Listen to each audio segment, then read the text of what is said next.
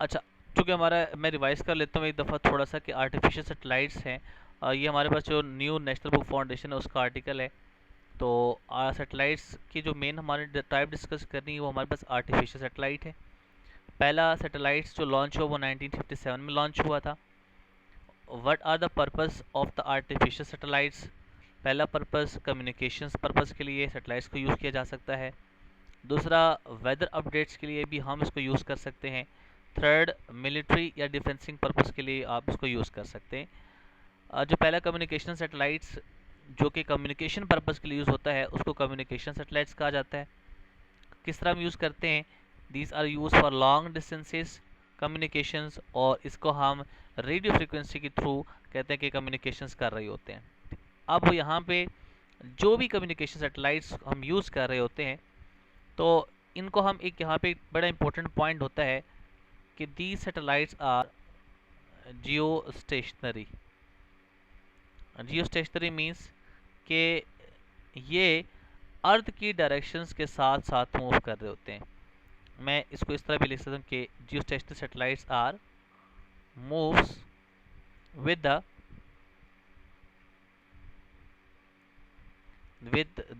direction of earth.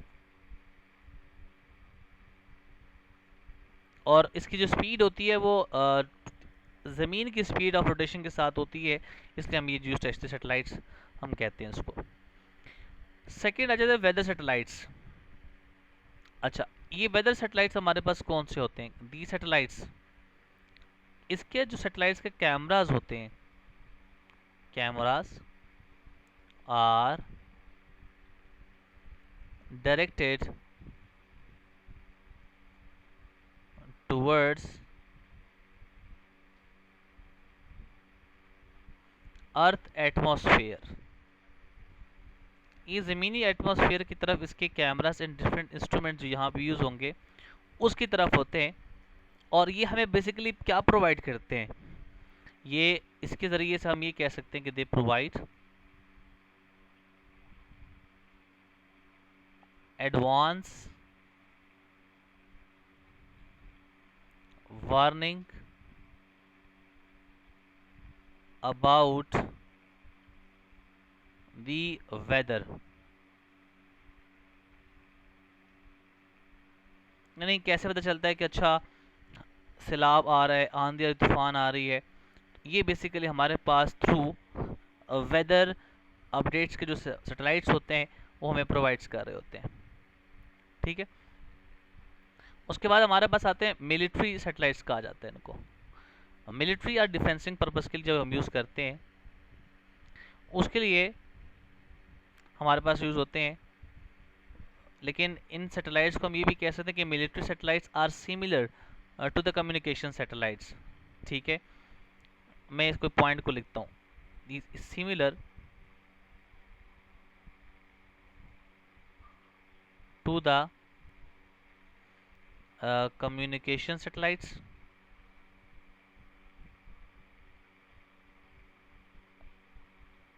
Communication satellites.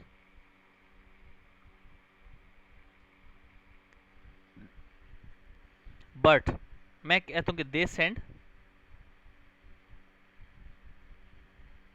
ये जो हमें हमारे पास मिलिट्री वाले सैटेलाइट्स होते हैं वो बेसिकली होते तो हमारे कम्युनिकेशन सैटेलाइट्स की तरह ही हैं, लेकिन दे सेंड इनक्रिप्टेड डाटा।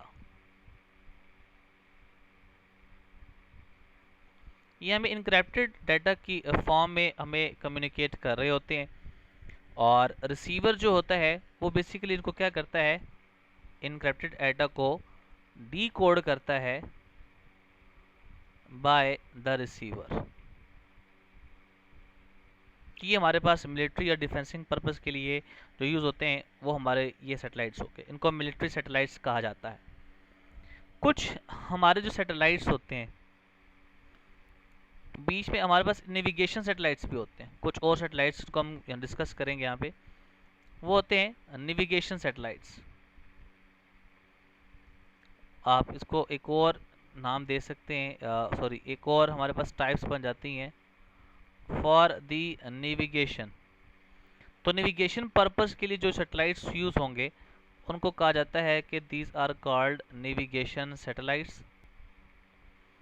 और नेविगेशन सैटेलाइट्स किस लिए यूज़ होते हैं आपको बताइए, जैसे बेटा कि हमारा किसी भी ग्राउंड बेस्ड ऑब्जेक्ट्स हैं उनको लोकेट करने के लिए यूज़ किया जाता है। मैं कह सकता हूँ टू लोकेट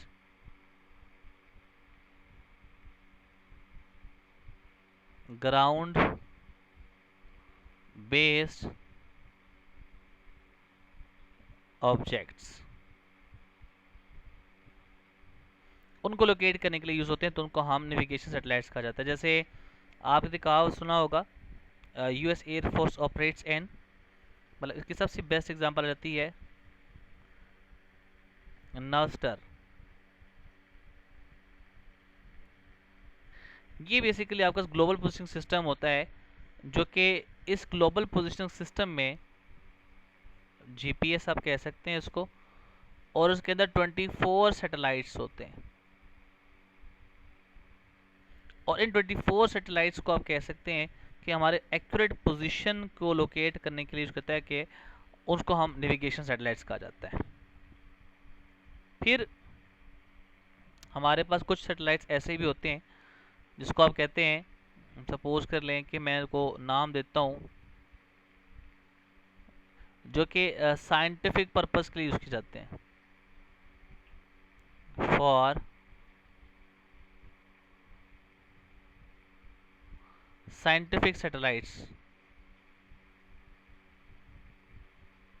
तो उनको हम कहते हैं कि साइंटिफिक पर्पस के लिए जो यूज़ होते हैं उनको साइंटिफिक सैटेलाइट्स कहा जाता है। ये बेसिकली क्या करते हैं, provide data to map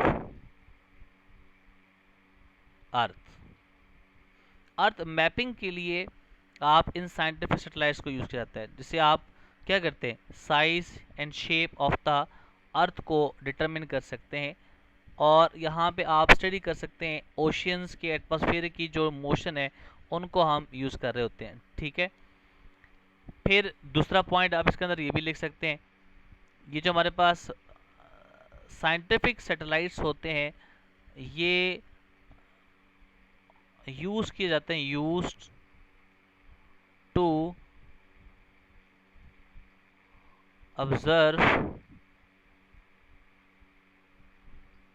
distance stars. जो हमारे पास स्टार्स जो कि बहुत दूर हों उनको देखने के लिए भी हम यहाँ पे यूज़ करते हैं। जैसे हमारे पास होता है हबल टेलीस्कोप, का नाम सुना होगा आपने। तो हबल टेलीस्कोप बेसिकली क्या करता है, साइंटिफिक सैटेलाइट होता है और ये ऑब्जर्व करता है डिस्टेंट स्टार्स को।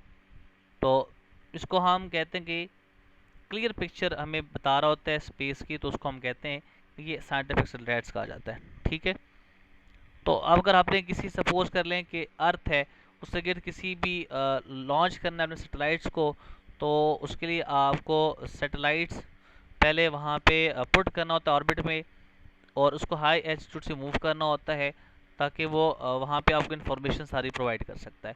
सो these are the types of the satellites and the purpose of the satellites. ठीक, अच्छा, अब हमारे पास एक और छोटा सा टर्म होता है जिसको हम कहते हैं जियो स्टेशनरी सैटेलाइट, उसको हम डिटेल से डिस्कस करेंगे। लेकिन फर्दर हमारा जो आर्टिकल चलेगा वो हमारे पास होता है ऑर्बिटल सैटेलाइट्स।